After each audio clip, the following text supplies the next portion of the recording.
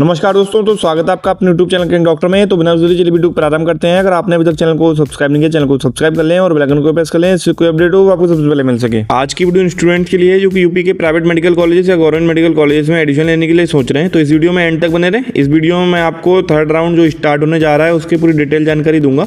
सबसे पहले इसके टाइम शेड्यूल की बात करते हैं, उसके बाद जो इंपॉर्टेंट इंस्ट्रक्शंस दी गई हैं उसके बारे में डिटेल जानकारी की बात करेंगे। रजिस्ट्रेशन और अपलोडिंग ऑफ डॉक्यूमेंट्स की बात की जाए तो 6 अक्टूबर से 9 अक्टूबर तक चलेगा। इसके बाद रजिस्ट्रेशन फीस और सिक्योरिटी मनी जो आप जमा कर सकते हैं उसकी डेट है 6 अक्टूबर के सुबह 11 बजे से 9 अक्टूबर के दोपहर 2 बजे तक। इसके बाद बात की जाए मेरिट लिस्ट डिक्लेरेशन, वो 10 अक्टूबर को डिक्लेयर होगी। ऑनलाइन चॉइस फिलिंग आप कर सकेंगे 11 अक्टूबर सुबह 11 बजे से 13 अक्टूबर दोपहर 2 बजे तक। अलॉटमेंट रिजल्ट आएगा 15 अक्टूबर को और downloading the allotment letter and admission आप कर सकेंगे 16 अक्टूबर टू 18 अक्टूबर एंड 24 अक्टूबर। ये था टाइम शेड्यूल थर्ड राउंड के लिए। अब आइए बात करते हैं थर्ड राउंड में जो इंपॉर्टेंट इंस्ट्रक्शंस दी गई हैं वो क्या क्या हैं। सबसे पहले बात की जाए फर्स्ट पॉइंट की, तो उसमें कहा गया है कि थर्ड राउंड की काउंसलिंग में सीटों का जो आवंटन है वो थर्ड राउंड की मेरिट लिस्ट के आधार पर होगा। दूसरे पॉइंट की बात की जाए तो फर्स्ट और सेकंड राउंड की काउंसलिंग में अनावर्तित और ऐसे स्टूडेंट जिन्होंने अपना एडमिशन प्रोसेस कंप्लीट करा लिया है, तो ऐसे स्टूडेंट्स दोबारा सिक्योरिटी मनी पे करने की जरूरत नहीं है। आपको सिंपली चॉइस फिलिंग करनी है और चॉइसेस को लॉक करना है और आपको कोई भी प्रोसेस दोबारा से करने की जरूरत नहीं है। थर्ड पॉइंट की बात की जाए तो इसमें है कि ऐसे स्टूडेंट जिन्हें सेकंड राउंड में कोई भी सीट अलॉट होने के बाद या तो उन्होंने उस सीट पर एडमिशन प्रोसेस कंप्लीट नहीं कराया या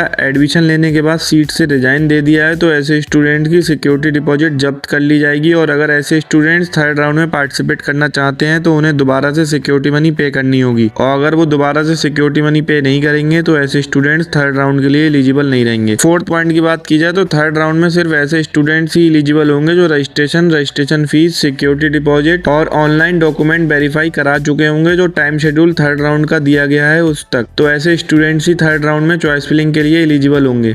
फिफ्थ पॉइंट की बात की जाए तो स्टूडेंट्स द्वारा private, government, medical, dental college की सीटों पर एलिजिबिलिटी के बेसिस पर चॉइस फिलिंग की जाएगी। स्टूडेंट्स उन्हीं कॉलेजेस को फिल करें जिन्हें वह लेना चाहते हैं या लेने के इच्छुक हैं। चॉइस फिलिंग में कोई भी लिमिट नहीं है, तो आप जितने चाहें उतने कॉलेजेस को फिल कर सकते हैं। सिक्स्थ पॉइंट की बात की जाए तो चॉइस फिलिंग करते समय आपको सेकेंड राउंड की वैकेंट नॉन रिपोर्टेड रिजाइन सीटें क्लियर कर वैकेंसी के तौर पर दिखाई जाएंगी। इसके अलावा सीट्स अगेंस्ट कैंसिलेशन का ऑप्शन दिखाया जाएगा। यह सीट्स अगेंस्ट कैंसिलेशन सीटें एक प्रकार की वर्चुअल वैकेंसीज हैं जो कि पहले से एडमिटेड स्टूडेंट की सीट अगर अपग्रेडेड होती है तो उस सीट पर मेरिट कम चॉइस के आधार पर किसी दूसरे स्टूडेंट को अलॉट की जाएगी। सेवेंथ पॉइंट की बात की जाए तो थर्ड राउंड की काउंसलिंग के अलॉटमेंट प्रोसेस के दौरान यदि रिजर्व कैटेगरी की कोई सीट खाली रह जाती है तो ऐसी सभी सीटें शासनादेश दिनांक 18 जून 2025 में निहित व्यवस्था अनुसार आमिलित करते हुए अलॉटमेंट प्रोसेस संपन्न किया जाएगा। 8 पॉइंट की बात की जाए तो चॉइस फिलिंग के बाद चॉइसेस को लॉक करना अनिवार्य है। अगर आप ऐसा नहीं करते हैं तो आपको अलॉटमेंट प्रोसेस में शामिल नहीं किया जाएगा, जिसके जिम्मेदार आप स्वयं होंगे। 9th पॉइंट है चॉइसेस को लॉक करने से पहले एक बार चेक जरूर कर लें, क्योंकि चॉइस लॉक करने के बाद आपको उसमें कोई भी चेंजेस करने का ऑप्शन नहीं मिलेगा और ना ही ऐसे किसी प्रार्थना पत्र को डीजीएमई विचार करेगा। 10th पॉइंट है अपग्रेडेशन में अगर आपको कोई दूसरे कॉलेज में अलॉटमेंट मिल जाता है तो आपकी जो पिछले राउंड की सीट है वो आपकी कैंसिल हो जाएगी और उस सीट पर किसी और स्टूडेंट को अलॉटमेंट दे दिया जाएगा। और अगर आपको अपग्रेडेशन में कोई सीट नहीं मिलती है तो आपकी पहले की जो सीट है वो वैसी ही रिटेन रहेगी। 11th पॉइंट है अगर आप अपग्रेडेशन में दोबारा चॉइस फिलिंग में वही कॉलेज फिल कर देते हैं जिन पे आप पहले एडमिशन प्रोसेस कंप्लीट करा चुके हैं और दोबारा वही कॉलेज अलॉट हो जाता है अपग्रेडेशन में, तो आपको फिर से नोडल सेंटर पर पहुंचकर एडमिशन प्रोसेस दोबारा से कंप्लीट कराना होगा, नहीं तो आपकी सीट कैंसिल कर दी जाएगी। 12th पॉइंट है थर्ड राउंड में अगर आप अलॉटमेंट के बाद अपना एडमिशन प्रोसेस कंप्लीट नहीं कराते हैं तो आपकी सिक्योरिटी डिपॉजिट जब्त कर ली जाएगी। 13th पॉइंट है गवर्नमेंट मेडिकल, डेंटल कॉलेजेस में एडमिशन ले चुके स्टूडेंट्स अगर अपग्रेडेशन में अलॉटेड सीट पर एडमिशन प्रोसेस कंप्लीट नहीं कराते हैं तो उनके द्वारा जमा की गई सिक्योरिटी डिपॉजिट व समस्त शुल्क जब्त कर लिया जाएगा। 14th पॉइंट है प्राइवेट, मेडिकल, डेंटल कॉलेजेस में फर्स्ट सेकेंड राउंड में एडमिशन ले चुके स्टूडेंट्स यदि अपग्रेडेशन में थर्ड राउंड में अलॉटेड सीट पर एडमिशन प्रोसेस कंप्लीट नहीं कराते हैं तो ऐसे स्टूडेंट्स द्वारा जमा की की गई पूरी सिक्योरिटी डिपॉजिट व 50% ट्यूशन फीस में डिडक्ट करके सिर्फ 50% ट्यूशन फीस ही वापस मिलेगी। 15th पॉइंट है, थर्ड राउंड की काउंसलिंग से अलॉटेड गवर्नमेंट मेडिकल कॉलेजेस के स्टूडेंट्स उसी कॉलेज पर अपना एडमिशन प्रोसेस स्वयं उपस्थित होकर कंप्लीट कराएंगे और प्राइवेट मेडिकल कॉलेजेस के स्टूडेंट जो नोडल सेंटर उनके अलॉटमेंट लेटर पर दिया गया है उस पर प्रेजेंट होकर अपना एडमिशन प्रोसेस कंप्लीट कराएंगे। 16th पॉइंट है, प्राइवेट मेडिकल डेंटल कॉलेजेस में अलॉटमेंट लेने वाले स्टूडेंट्स को ट्यूशन फीस का DD director general medical education and training UP payable eight Lucknow के नाम से बनवाकर नोडल सेंटर पर जमा करना होगा। ऐसा ना करने पर आपका एडमिशन प्रोसेस कैंसिल हो जाएगा। 17th पॉइंट है, अलॉटेड स्टूडेंट्स को नोडल सेंटर पर मेडिकल सर्टिफिकेट बनवाना अनिवार्य है। 18th पॉइंट है, थर्ड राउंड में अलॉटेड अपग्रेडेशन में seat allotted students admission process complete करने के बाद अपने अलॉटेड कॉलेज पर रिपोर्ट करेंगे। 19th पॉइंट है, बाकी सभी जानकारी आप 18 जून 2025 के शासनादेश व ब्रोशर में थर्ड राउंड की काउंसलिंग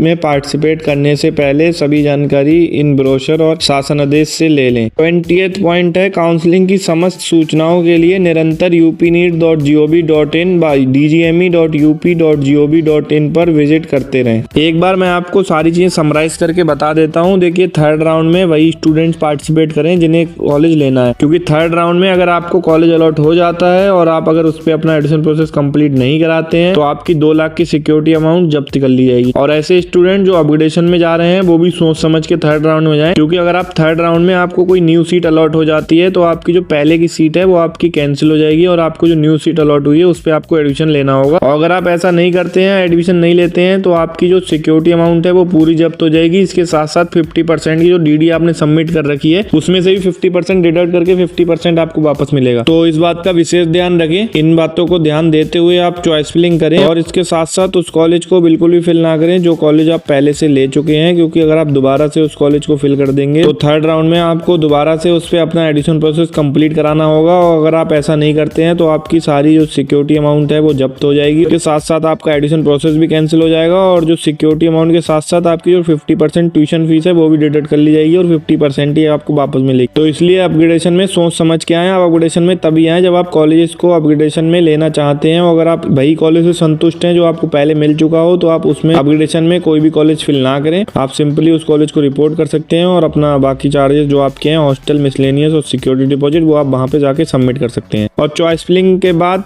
चॉइसेस को लॉक करना ना भूलें, क्योंकि अगर आप चॉइस फिलिंग के बाद चॉइसेस को लॉक नहीं करते हैं तो आपकी चॉइस फिलिंग अमान्य कर दी जाएगी और आपको कोई भी कॉलेज अलॉट नहीं होगा। और चॉइस लॉक करने से पहले एक बात का विशेष ध्यान और भी रखें कि चॉइसेस लॉक तभी करें जब आप सारे चेंजेस कर चुके हो, क्योंकि उसमें अगर आप एक बार लॉक कर देंगे तो आपको कोई भी चेंजेस करने का ऑप्शन नहीं मिलेगा। उम्मीद है आप सभी के डाउट्स मैंने क्लियर कर दिए होंगे चॉइस फिलिंग के रिलेटेड और थर्ड राउंड काउंसलिंग के रिलेटेड। इसके अलावा अगर आपका कोई भी डाउट हो तो वो आप कमेंट करके पूछ सकते हैं और कमेंट में बता सकते हैं कि आगे आपको किस वीडियो चाहिए। मैं कोशिश करूंगा उस पर वीडियो बनाने की। और भी ऐसी वीडियो देखने के लिए आप चैनल को सब्सक्राइब कर लें और बेल आइकन को प्रेस कर लें। Thanks for watching.